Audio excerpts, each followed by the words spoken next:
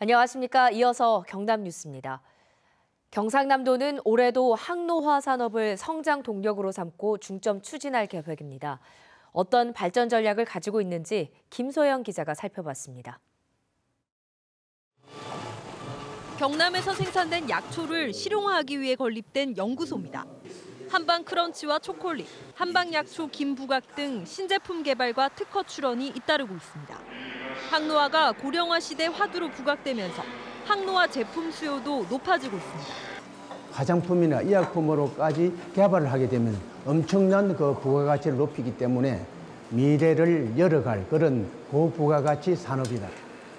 경상남도는 새해에도 한방 항노화를 고부가가치 산업으로 집중 육성하기 위한 다양한 사업들을 추진합니다. 산청군에는 공공기관 최초 원예 탕전원이 들어섭니다. 청정 지리산 자락에서 나는 약초와 물을 활용하고 인근 한방약초연구소 효능검사를 통해 고품질 한약을 생산한다는 계획입니다. 휴양과 건강, 치유가 융합된 체류형 항노화 웰리스 관광도 본격 추진됩니다. 산청 한방약초산업특구에는 항노화 힐링센터와 한방요양병원이 건립됩니다.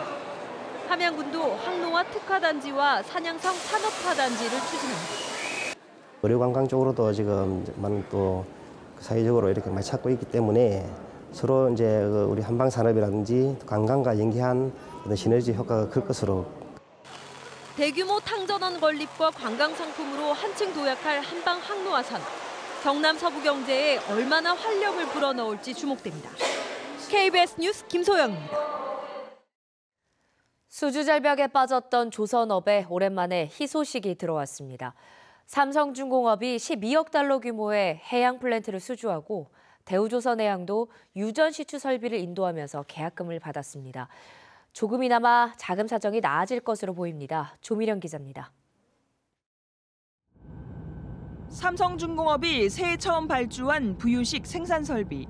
하루에 원유 11만 배럴을 생산하는 5만 8천 톤급의 대형 설비입니다.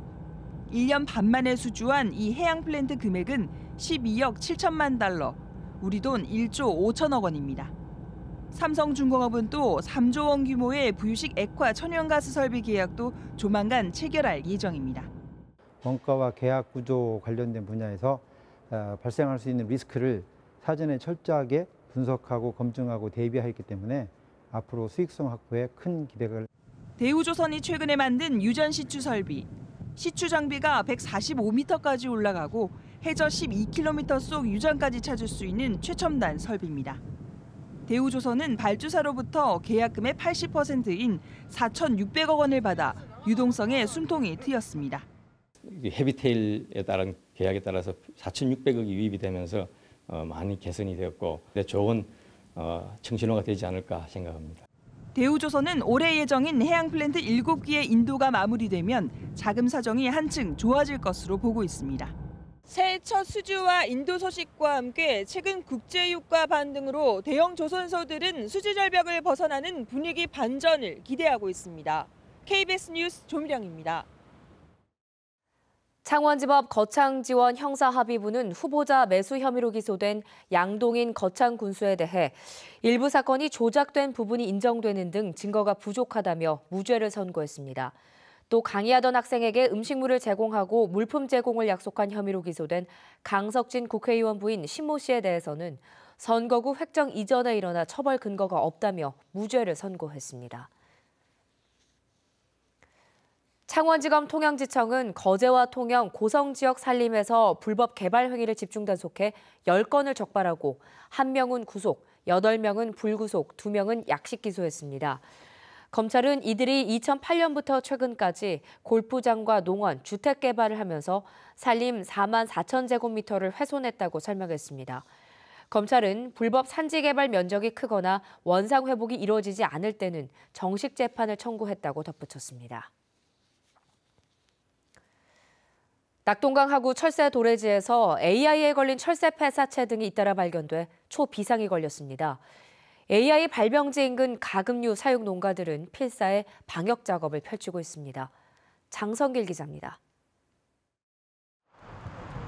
철새들이 모여드는 도로변 수풀을 중심으로 방역차가 쉴 새 없이 움직입니다. 지난달 27일 발견된 쇠기러기 폐사체가 AI에 감염된 것으로 추정 판명남에 따라 삼락생태공원은 3분의 1가량이 통제되고 있습니다. 이곳과 철새 분변에서 AI가 발견된 을숙도의 반경 10km에는 112곳 농가에서 7만 2천여 마리의 닭과 오리가 사육되고 있습니다. 그중 가장 많은 가금류가 사육되고 있는 대저동.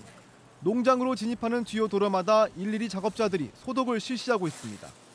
농가 바로 입구에는 석회를 뿌리는 등 확산을 막기 위해 안간힘을 씁니다. 물이랑 생석회가 만나면 고열이 발생하기 때문에 바이러스를 소독할 수 있는 이중 효과를 발휘할 수 있기 때문에 이렇게. 군의 도움을 받아 제독차까지 투입됐지만 가금류 사육 농민들은 불안하기만 합니다.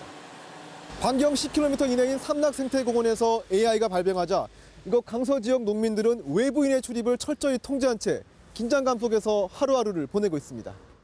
마음이 아프고 그렇지. 그래도 열심히 해본 대로 해봐야 되겠습니다. 최대한으로 노력하겠습니다.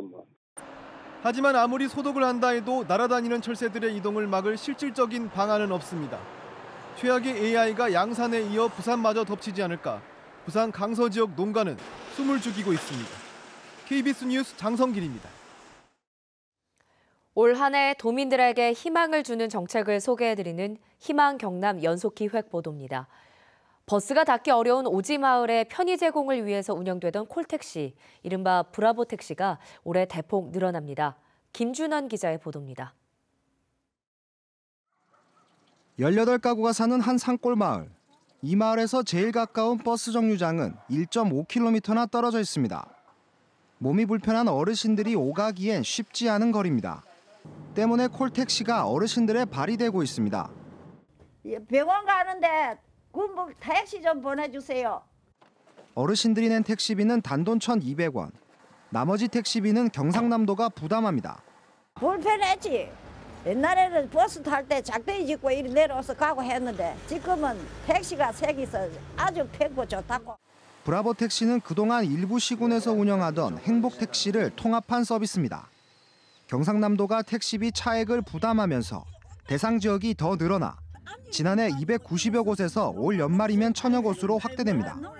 버스 정류장에서 1km 이상 떨어진 마을에서 브라보 택시를 부를 수 있고 주민들은 15km까지 택시를 이용할 수 있습니다. 산간벽지 버스 노선을 조정해서 아낀 보조금이 브라보 택시에 투입됩니다. 공차로 운행되고 좀 비합리적이고 비효율적인 부분을 갖다가 구조조정해가지고 월 평균 마을당 30회 기준으로 하고 인구 이용객 수에 따라서 증감이 가능하도록. 경상남도는 브라보 택시의 성과를 분석한 뒤 소형 버스를 이용한 브라보 버스도 도입할 예정입니다. KBS 뉴스 김준원입니다.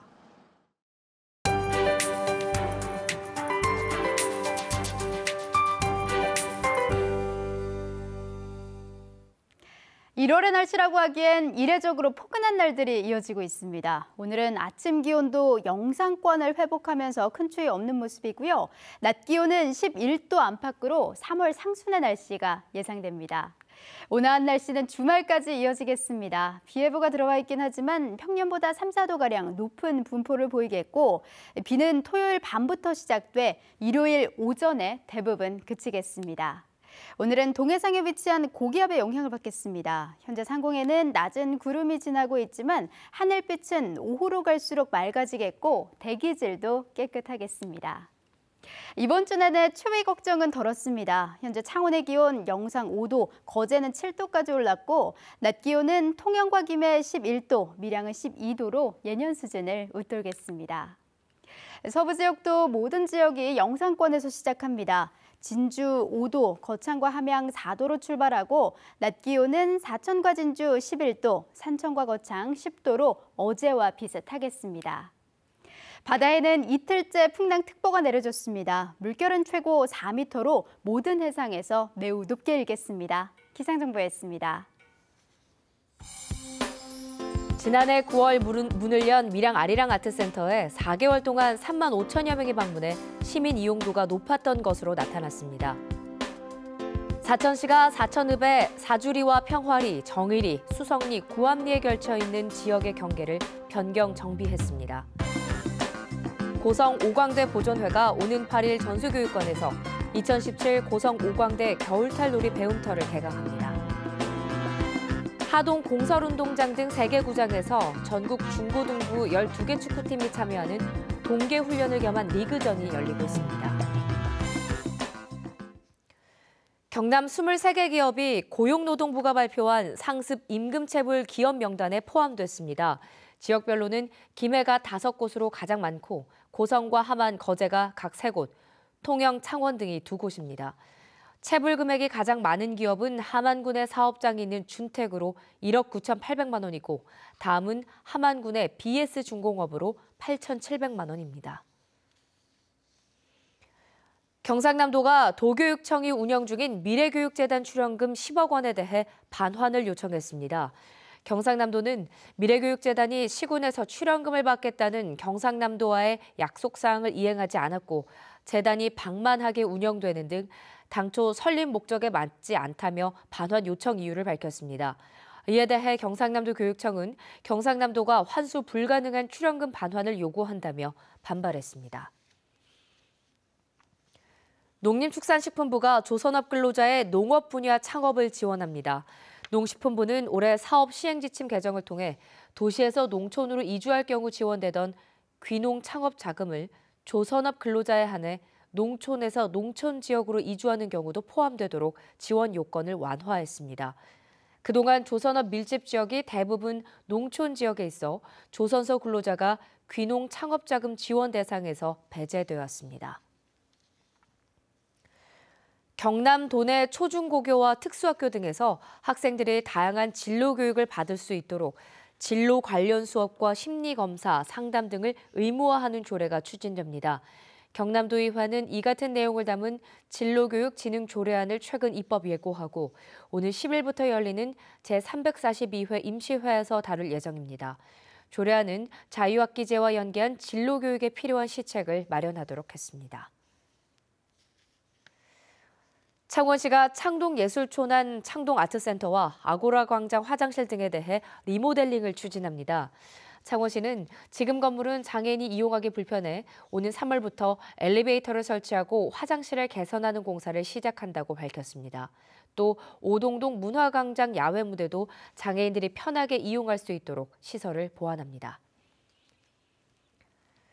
KBS 뉴스를 마칩니다. 고맙습니다.